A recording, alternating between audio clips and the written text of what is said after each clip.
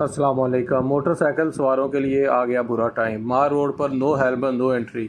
گزشتہ ماہ Lahore city traffic police نے ہیلمٹ کے بغیر موٹر سائیکل سواروں کے داخلے پر مکمل پابندی عائد کر دی تھی۔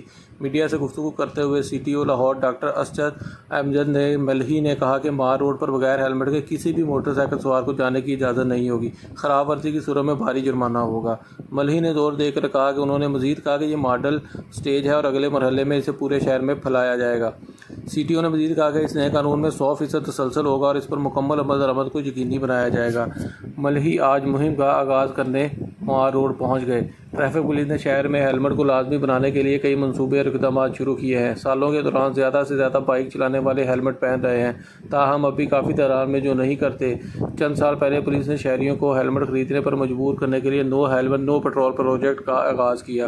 پولیس نے لاہور ہائی کورٹ کی ہدایت پر شروع کیا، تاہم سپریم کورٹ نے اسے کالعدم قرار دے دیا اور بالآخر پابندی ہٹا دی گئی۔ ایسی مزید خبریں جاننے کے لیے میرے چینل کو لائک اور سبسکرائب کریں۔ شکریہ۔